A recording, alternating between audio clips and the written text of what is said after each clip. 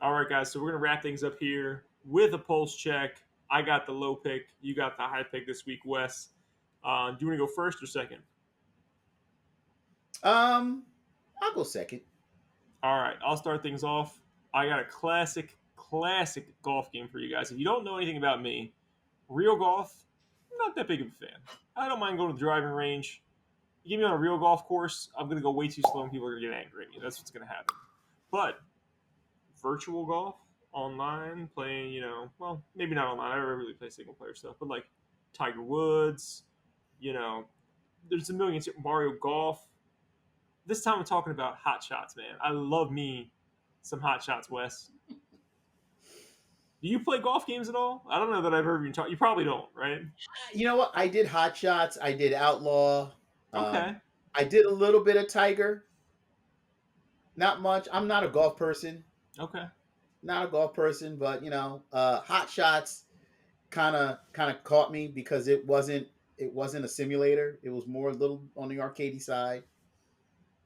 Did you play the one I'm about to talk about, which is Hot Shots Golf Fore, Fore, not Four, For on PS2? PS2. It was a lot of fun. Yeah, dude, that one in particular is like spectacular. I still think about that game. There was a Hot Shots Golf on PS4 that was pretty good, and that was the Mm. first time like in a long time I was like, all right, they're back, baby. This is a really good Hot Shots game. But like the ones on PS3 were like, they're all right, you know. But that PS2 man, oh my god, I played the hell out of that game, Wes. So many hours. Yeah, it was. I remember they gave us the demo. There was like demos for it, and then it came out. And I bought it, and I played it for a while. It's a good party game. When you have some friends over and hey, let's throw in some hot shots. It was fun. Golf games in general are a good game to drink and play a game with your friends because you could just it's like you can't really drink and play a shooter because I mean you can, but it's like after the match is over, you can have a sip of a drink, like Mm-hmm. you're wait. But golf is like, all right, you take your shot, all right, I can drink. Take a shot, all right, I can drink. Yeah. Uh, it perfectly pays for that. And also, the drunker you get, the harder the game becomes. So it's also like it's like a second layer of fun. You got to find the sweet spot though for you guys who drink because if you drink and you play anything like pool or anything, Mm. no drinks, not that great. Couple drinks, all right. I'm like calmed down. I'm feeling much better. Like my body's like lower. It's a fine line though. Once you get past that, there's no going back. You're just gonna suck the rest of the night. So you want to stay in that middle zone as much as possible. Pace yourself. Okay. Anyway, we're talking about golf. So Hot Shots Golf Four is a fantastic game. It's super cheap. It's below pick for this week. A loose copy will run you a whopping $6. A complete in box is only $7, and a sealed one only $19. West for a sealed Hot Shots Golf Four on PS2. $7 for completing box is definitely worth it. That game was a really good game. Absolutely. There's no way, man. If you go to a convention or something, you see it sitting around for like under $10. This is a game you have to pick up. Have to. If you never played a golf game, this is a perfect entry point. It uses a 3-click system, so you don't have to use the thumbsticks, which is like a lot more complicated to use. The 3-stick system is just like you hit or 3-click system is you just hit the X button, like 3 times to get your shot. And I know you don't understand that, but once you play the game, I just imagine pressing the X button 3 times. That's how you shoot. It's very easy. Hmm. Anyway, uh, Wes, you got the high pick this weekend. You decided to go with a console, so let's talk about I that. know. I know. Yeah. And you know what? We usually talk about games. But I want to do something a little different, and I picked a console that outside of me, maybe five other people bought. So, Yes. um, my high pick was the Atari Jaguar system. And I have a soft spot for Atari because I grew up on Atari 2600, and then the 5200 and the 7800. And, I had their little computers, the Atari 800 computer. So I mean, I loved Atari because you say Atari, you think arcade, you think arcade games, and so when they kind of disappeared for a little while, but then they re-entered the market to try to recapture that spark, and they put out the Atari Jaguar, and I scooped it up, and I was like, interesting.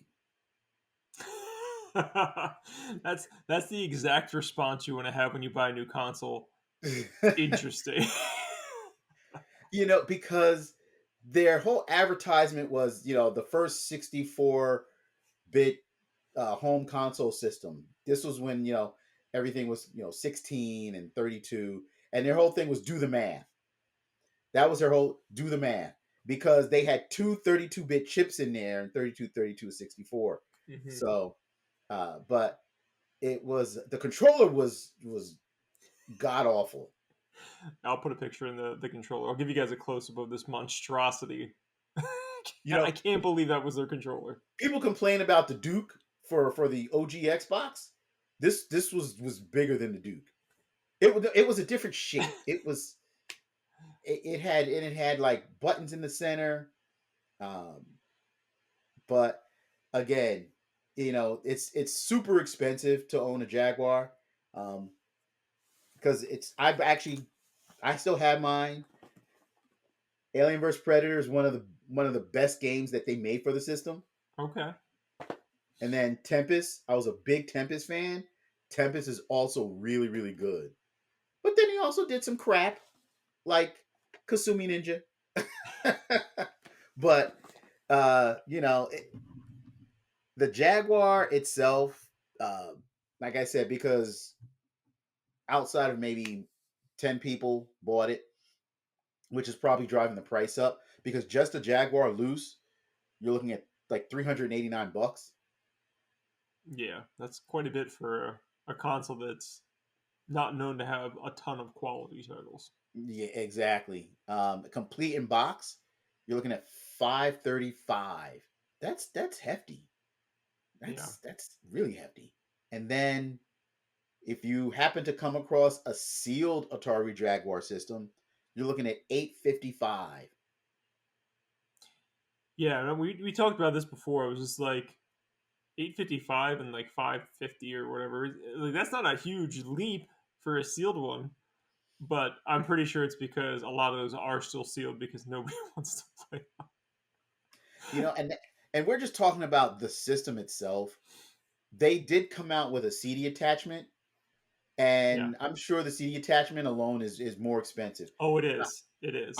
I went to I was at a Comic-Con a couple months ago, and there was a retro game booth, and he had like, it was pristine. The Jaguar with the CD attachment. It was loose, but it was complete. And I asked him, I said, "Oh wow!" I said, "How much you selling this combo for?" He said 1,500. Yeah. Yeah, I was it's like, that "Woo!" CD attachment is no joke, man.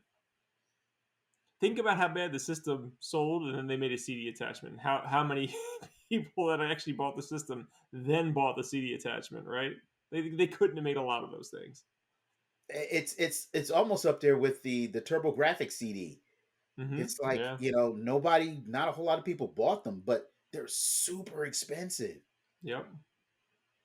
Yeah, I would love Yeah, to have I would love to have all the consoles just to have be able to play some of the games on them and stuff. But dude, the Jaguars they put those out for like $20, like $50. They clearance those things the hell out like for super cheap. they did. They really did, because I think that was Atari's last hurrah. Mm-hmm. And they realized that they couldn't compete because there were much better consoles on the market, and then Yeah. coming in the waiting in the wings to be released. So it didn't have a long shelf life. Kind of went the way of the Virtual Boy. No one bought it, and then they started clearancing them out, and then years later, everybody wants to wants to own a Jaguar.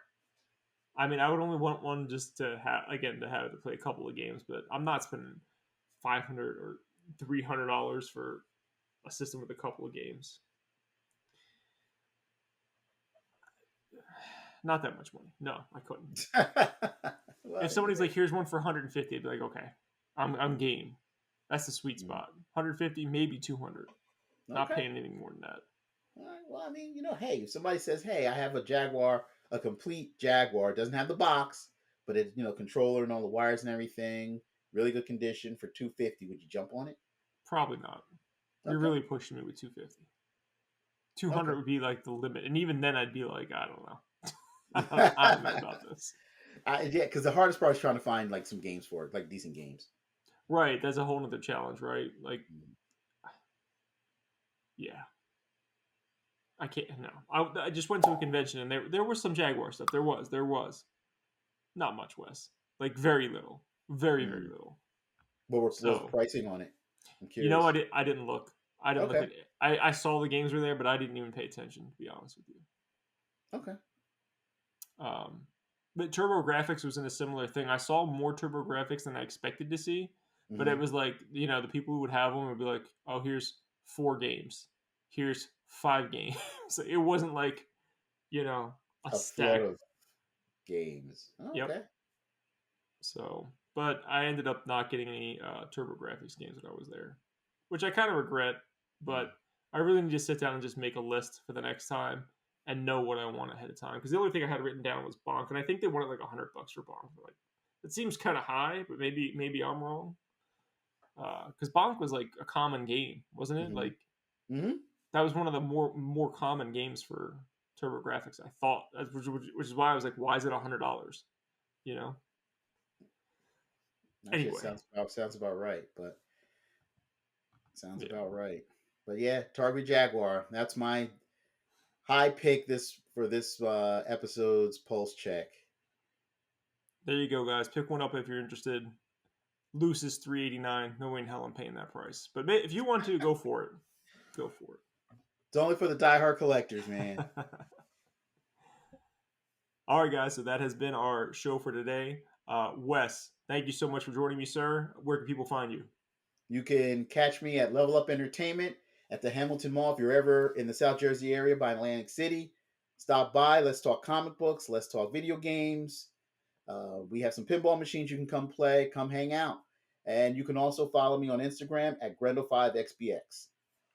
If you guys want to follow me, I'm Matt. You can follow me on Twitter or X, whatever you want to call it, at FromNJ2CA. The 2 is a number 2. Please consider following the company at Nerdthusiast on all social media platforms.